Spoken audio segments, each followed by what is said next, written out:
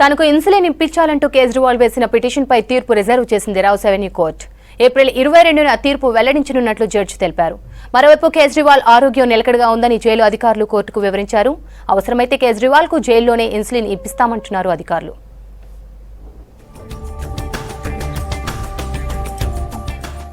Delhi CM Arvind Kejriwal diet వివాదంపై తీర్పు reserve చేసింది rows avenue court. Sugar levels పెరుగుతున్నందున వీడియో కాన్ఫరెన్స్ ద్వారా ప్రైవేట్ డాక్టర్తో మాట్లాడడానికి అనుమతి ఇవ్వాలంటూ కోర్టును ఆశ్రయించారు కేజ్రీవాల్. తనకు జైలు అధికారులు ఇన్సులిన్ అందించేలా ఆదేశాలు ఇవ్వాలని పిటిషన్లో కోరారు. డాక్టర్తో మాట్లాడేటప్పుడు తన భార్య సునీతను కూడా అనుమతించాలన్నారు కేజ్రీవాల్.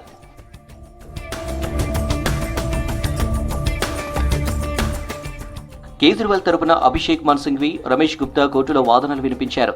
కేజ్రీవాల్కు షుగర్ లెవెల్స్ పెరుగుతున్నాయని కోర్టుకు తెలిపారు. రోజు 15 నిమిషాల పాటు ప్రైవేట్ డాక్టర్ను వీడియో కాన్ఫరెన్స్ ద్వారా కలిసేందుకు అనుమతి ఇవ్వాలని కోరారు. जैसे भी आज अखबारों में आपने छापा सारा कि वो जेल में आम खा रहा है और जबकि वो अलाउड नहीं था, और ईडी को उन्होंने रिप्लाई दिया जो कल आपको प्रेस में सारा रिलीज हो गया, वो किस प्रोविजन में रिलीज हो रहा है, वो एक कॉन्फिडेंशियल डाटा है. तो ये सारा इसको मैं ये समझता हूँ कि खुद ही ये इसको एक पॉलिटिकल इशू बनाना चाहते हैं. కేజ్రీవాల్ ఆరోగ్యం బాగానే ఉందని కోర్టులో వాదించారు తీహారు జైలు అధికారులు. షుగర్ లెవెల్స్ సరిగానే ఉన్నాయని కోర్టుకు తెలిపారు. జైలు డాక్టర్లు ఎప్పటికప్పుడు కేజ్రీవాల్ ఆరోగ్యం పరిశీలిస్తున్నారని చెప్పారు. అవసరమైతే కేజ్రీవాల్కు జైల్లోనే ఇన్సులిన్ అందిస్తామన్నారు అధికారులు.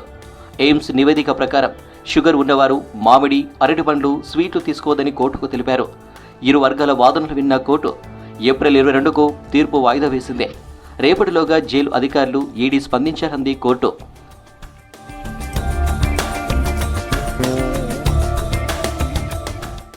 లిక్కర్ స్కామ్పై సీబీఐ నమోదు చేసిన కేసులో శరత్ చంద్రారెడ్డి అప్రూవర్గా మారారు. ఆ తర్వాత సీబీఐ ప్రత్యేక కోర్టులో వాంగ్మూలం ఇచ్చారు. సెక్షన్ 164 కింద శరత్ చంద్రారెడ్డి ఇచ్చిన వాంగ్మూలాన్ని న్యాయమూర్తి కావేరి భవేజా రికార్డు చేశారు. బీఆర్ఎస్ ఎమ్మెల్సీ కవిత లిక్కర్ కేసులో శరత్ చంద్రారెడ్డిని బెదిరించారని సీబీఐ కోర్టుకు తెలిపింది. కవితకు 25 కోట్ల రూపాయలు ఇవ్వడానికి నిరాకరించడంతోనే బెదిరించారంది సీబీఐ. గతంలో ఈడీ కేసులోనూ అప్రూవర్గా మారారు శరత్ చంద్రారెడ్డి.